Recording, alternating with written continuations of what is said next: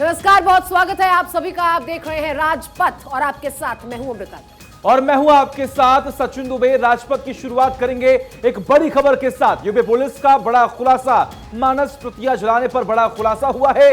देश में आग लगने की साजिश थी, ये बड़ी खबर सामने आ रही है। बिल्कुल, देश में अशांति पैदा करने की यह साजिश थी जिसे नाकाम कर दिया गया है। यूपी पुलिस का बड़ा खुलासा, जहां मानस प्रतियां जलाने का बड़ा खुलासा करते हुए देश में आग लगाने की साजिश का पर्दाफाश किया गया है और देश में अशांति पैदा करने की यह साजिश रची गई थी, लेकिन उससे पहले ही इस साजिश को नाकाम कर दिया गया। तो देखिए, आपको जानकारी दें कि तमाम तस्वीरें सामने आई थी। रामचरितमानस की प्रतियां फाड़ी गई थी, जलाई गई थी। अब ऐसे में तमाम बड़े आरोप लगे, सियासत भी चमकाई गई। लेकिन ऐसे में अब यूपी पुलिस ने बड़ा खुलासा करते हुए ये बयान जारी किया है कि देश को जलाने की तैयारी थी, यानी कि सांप्रदायिक सौहार्द बिगाड़ने का पूरा प्रयास एक गुट की तरफ से किया गया था, लेकिन इस साजिश को नाकाम कर दिया गया। तो देखिए, रामचरितमानस पर एसपी नेता स्वामी प्रसाद मौर्य के बयान पर बवाल मचा हुआ है और इसी बवाल के बीच अखिलेश के एक फैसले ने अखिलेश की सोच पर ही सवाल उठा दिए हैं सचिन। बिल्कुल, और देखिए, ये बात कही जा रही है कि स्वामी के सनातन विरोध बयान के पीछे कोई साजिश तो नहीं है जिसकी स्क्रिप्ट अखिलेश ने लिखी है और स्वामी प्रसाद मौर्य ने उस पर बखूबी एक्ट भी किया है। बिल्कुल, और इसी ग्रेट अभिनय के लिए स्वामी प्रसाद मौर्य को अब पार्टी में महासचिव के पद से नवाजा गया है। देखिए रिपोर्ट।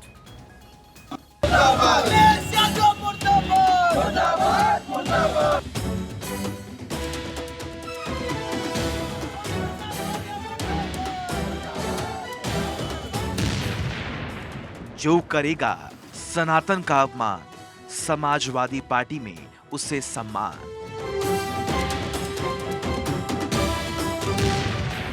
सनातन पर स्वामी की जहरीली जुबान, मानस के पन्ने फाड़, 10 लोगों पर एफआईआर। रामचरितमानस पर स्वामी प्रसाद मौर्य की जहरीली जुबान के बाद हर दिन एक्शन और रिएक्शन के दौर जारी है। संत समाज और करोड़ों सनातनियों ने स्वामी का विरोध किया तो ओबीसी महासभा समर्थन में आ गया। रविवार को लखनऊ में महासभा ने मानस की प्रतियां जलाईं, पन्ने फाड़े तो सोमवार को स्वामी प्रसाद मौर्य समेत 10 लोगों पर एफआईआर दर्ज हो गई। मामले में 5 लोगों की गिरफ्तारी भी हुई। कल दिनांक 29/1 में पीजीआई के सेक्टर 9 में श्री रामचरितमानस के जलाए जाने की सूचना संज्ञान में आई थी। संज्ञानित होकर पुलिस ने तत्काल इसमें एक अभियोग पंजीकृत किया है। अभियोग के क्रम में इसमें रात में 5 लोगों की गिरफ्तारी की गई है और इसमें विवेचना के क्रम में अग्रिम विधि कार्रवाई की जा रही है।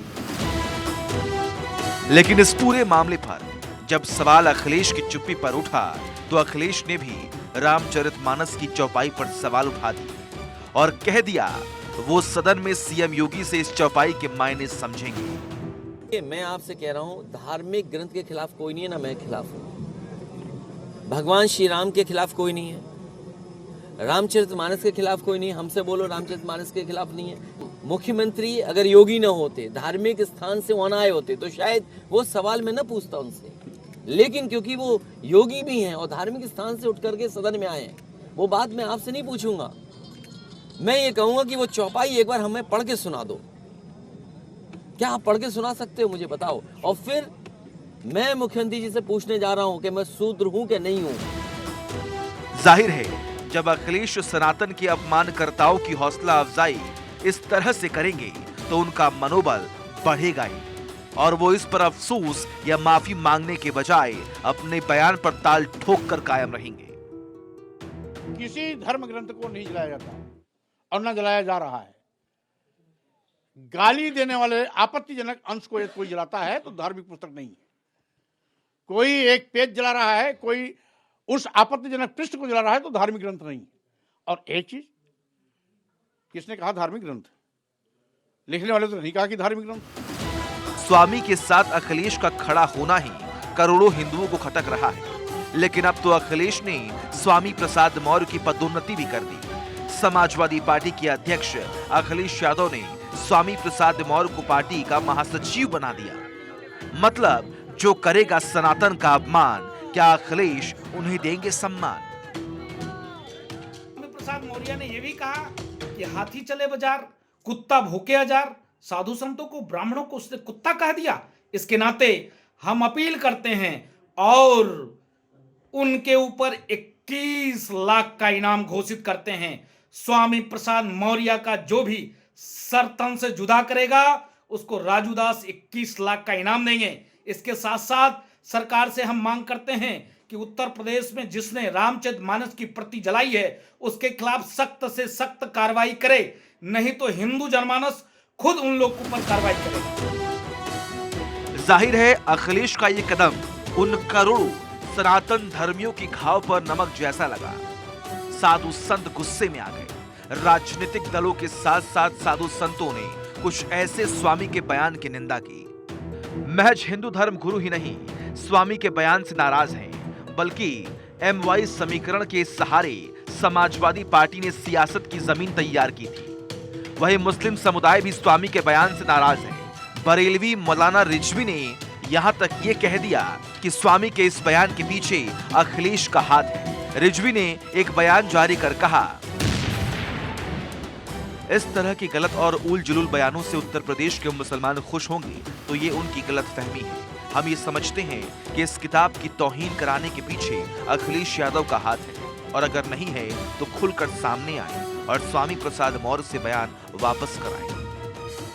बता दें कि पार्टी के राष्ट्रीय अध्यक्ष अखिलेश यादव ने राष्ट्रीय कार्यकारिणी घोषित कर दी है। 62 सदस्यीय राष्ट्रीय कार्यकारिणी में कुछ नाम चौंकाने वाले हैं।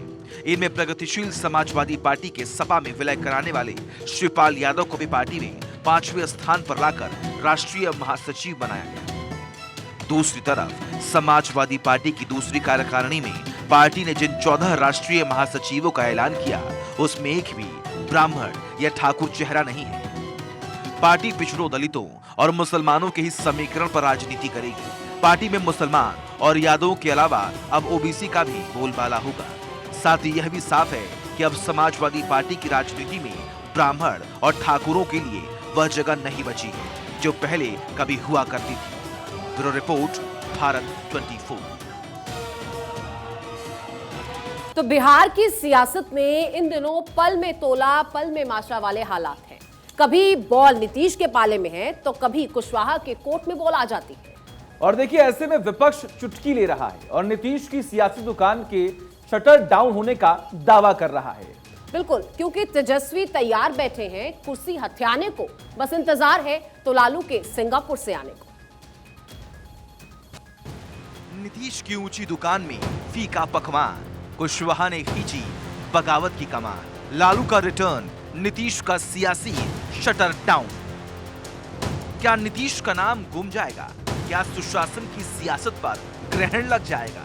जी हाँ, ये सवाल इसलिए क्योंकि इन दिनों बिहार की सियासत में चर्चा आमो खास है, क्योंकि बिहार के सीएम नीतीश कुमार के लिए अब तेजस्वी गले की हड्डी बनते जा रही है, जो कयास बीजेपी में फिर यूटर्न के लगाए जाने लगे हैं। लेकिन इन कयासों पर नीतीश कुमार ने कहा कि हमने बीजेपी को छोड़ दिया, लेकिन वे जबरदस्ती पीछे पड़कर साथ आए।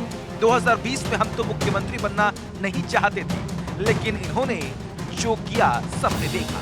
हम लोगों ने इन्हें कितनी इज्जत दी, लेकिन अब हम मरते दम तक बीजेपी के साथ नहीं जाएंगे। और उसके बाद जब हम लोग अलग हो गए थे 15 में, तो कै गो सीट जीते थे। इस बार जो है हम ही को हरवा के हमारा ही वोट लेके जीत गए। अब आजकल बोल रहे हैं, तो इसलिए चलिए, इस सब कोई मतलब नहीं है। और हम लोग क्या के लिए, हम लोग तो इन लोगों के चलते चले गए थे, हम लोग तो चाहते नहीं थे। तो अटल जी का जो भी था, लाल कृष्ण आडवाणी जी का सब कुछ का था, तो हम लोग तो उनके पक्ष में थे ना। तो ये लोग आ गया, तब तो नया पार्टी इन लोगों का हो गया। हम लोग तो सवाल ही नहीं पैदा होता है। मर जाना कबूल है, उनके साथ जाना हमको कभी कबूल नहीं है। यह अच्छी तरह जान लीजिए, समझ लीजिए, सब बोगस बात है। काहे के लिए बोल रहा है? वहीं बीजेपी के प्रदेश अध्यक्ष संजय जायसवाल ने कहा कि मैं बिहार की जनता को यह विश्वास देना चाहूंगा कि नीतीश कुमार को यह बयान दोहराने का फिर से मौका नहीं दिया जाएगा कि मिट्टी में मिल जाएंगे, बीजेपी के साथ नहीं जाएंगे। माननीय मुख्यमंत्री जी ने 2016 में कहा था कि हम मिट्टी में मिल जाएंगे, लेकिन भाजपा के साथ नहीं जाएंगे। 6 साल बाद उसका दूसरा एपिसोड अभी देखने को मिल रहा है, जिसमें उन्होंने कहा है कि मर जाएंगे मगर भाजपा के साथ नहीं जाएंगे। लेकिन मैं माननीय मुख्यमंत्री जी को और बिहार की जनता को इस बात का विश्वास दिलाता हूं कि मुख्यमंत्री जी इस डायलॉग को तीसरी बार कभी नहीं बोल पाएंगे। इससे पहले बिहार के पूर्व डिप्टी सीएम और राज्यसभा सांसद सुशील कुमार मोदी ने कहा था, अब बीजेपी किसी भी कीमत पर नीतीश कुमार के साथ समझौता नहीं करेगी। सुशील कुमार मोदी ने कहा कि नीतीश कुमार किसी भी गठबंधन के लिए अब बोझ बन चुके हैं। नीतीश में वोट ट्रांसफर कराने की क्षमता खत्म हो चुकी है।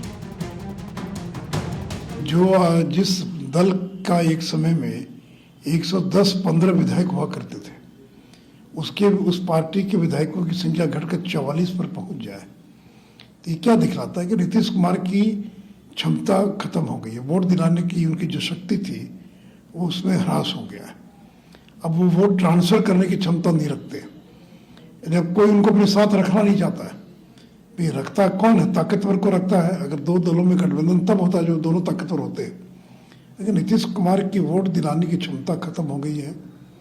जब वो बोझ है, चाहे वो एनडीए हो चाहे आरजेडी हो, महागठबंधन, किसी भी गठबंधन के लिए नीतीश कुमार बोझ है। तो इस बोझ को अपने कंधे पर कोई उठाने के लिए तैयार नहीं है।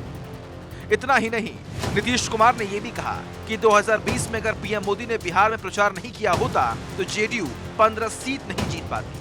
अब नीतीश के चले जाने से बीजेपी खुश है। इसी बीच जेडीयू के अंदर उपेंद्र कुशवाहा को लेकर बयानबाजी और नाराजगी लगातार बढ़ती ही जा रही है।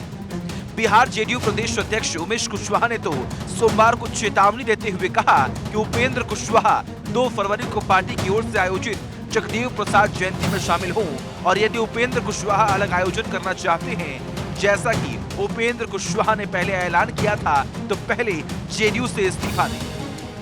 कोई आए कोई जाए कोई प्रभाव नहीं। पार्टी में कुछ नहीं किए हैं, पार्टी में कुछ नहीं है, उनका कोई जमीन नहीं है। पार्टी में जब से वो आए हमेशा पार्टी को कमजोर करने का काम उन्होंने किया। आरजेडी के बड़े तबके को लगने लगा है कि नीतीश के पास वोट ट्रांसफर करने की हैसियत अब बची नहीं है। ऐसे में 2025 तक इंतजार के बजाय अगले लोकसभा चुनाव से पहले ही सीएम की कुर्सी पर तेजस्वी काबिज हो सकते हैं। बस इंतजार लालू की हरी झंडी का है, जो फिलहाल सिंगापुर में स्वास्थ्य लाभ ले रहे हैं और अगले महीने भारत लौट सकते हैं। तो क्या लालू यादव का रिटर्न नीतीश का सियासी शटर डाउन है? Bureau report, Bharat 24। और देखिए, जदयू से बगावती तेवर अख्तियार कर चुके उपेंद्र कुशवाहा ने सोमवार को एक बार फिर से अपनी भड़ास निकाली है। बिल्कुल, उपेंद्र कुशवाहा ने बक्सर में मुख्यमंत्री नीतीश कुमार से लेकर पार्टी की व्यवस्था तक कई सवाल उठा दिए हैं। जब उनसे पूछा गया कि आप जिस तरह से बातें कर रहे हैं उसके बाद आप पर पार्टी कार्रवाई कर सकती है, तो उन्होंने कहा कि उपेंद्र कुशवाहा कोई गाजर मूली नहीं है जो कोई भी उखाड़ कर फेंक देगा। अरे कैसे कोई निकाल देगा उपेंद्र कुशवाहा को? उपेंद्र कुशवाहा कोई गाजर मूली है कि कोई उखाड़ के फेंक देगा? कोई गाजर मूली हम हैं कि उखाड़ के फेंक देगा कोई? ऐसे थोड़ी। और चलिए बात थोड़ी पहाड़ों की कर लेते हैं, जहां आज जम्मू कश्मीर, हिमाचल प्रदेश और उत्तराखंड के पहाड़ सफेद चादर से ढक चुके हैं। सचिन, चारों तरफ बर्फ ही बर्फ दिखाई दे रहा है, जिससे एक तरफ जहां सैलानियों के चेहरे खिले हैं तो वहीं स्थानीय लोगों की मुसीबतें भी बढ़ गई। तस्वीरें भी देखिए और इस रिपोर्ट के जरिए समझिए फिलहाल वहां पर हालात क्या है।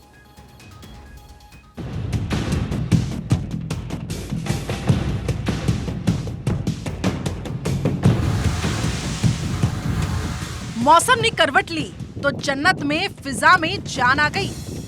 हरे भरे पहाड़ों ने बर्फ की चादर ओढ़ी तो कश्मीर में सैलानियों की बाढ़ आ गई।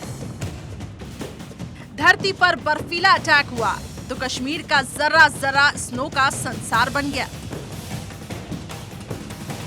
श्रीनगर में चारों ओर बर्फ ही बर्फ दिखे तो पर्यटकों की बल्ले बल्ले हो गई। कश्मीर में 3 फुट बर्फ गिरी तो धरती के स्वर्ग की तस्वीर बदल गई। कश्मीर में 6 इंच तक तो गुलमर्ग में 2.5 फीट, शोपिया में 3 फीट और गुरेज में 4 फीट, कांचीगुड़ में 1 फीट तो सोनमर्ग में 3 फीट बर्फ जम गई। सड़क, दुकान, मकान और पेड़ और पौधे सब बर्फ के आगोश में सो गए। जम्मू कश्मीर में शीतलहर के चलते भारी बर्फबारी हो रही है। श्रीनगर में चारों ओर बर्फ ही बर्फ नजर आ रही है, मानो सफेद चादर में समा गया हो श्रीनगर। पर्यटक इसका लुत्फ उठा रही हैं, लेकिन स्थानीय लोगों को काफी दिक्कतें हो रही हैं। लेकिन ये हालात महज जम्मू कश्मीर में नहीं, हिमाचल और उत्तराखंड में हालात खराब हैं। हिमाचल में भारी बर्फबारी के कारण 2 ट्रक रोड ब्लॉक हो गए। मनाली लेह हाईवे ठप हो गया। अब भारत तिब्बत हाईवे भी बंद हो गया। इसके अलावा लोक निर्माण विभाग के तहत आने वाले करीब 400 लिंक रोड भी ठप पड़ गए, जो हिमाचल के 3 जनजातीय जिलों को आपस में जोड़ते हैं।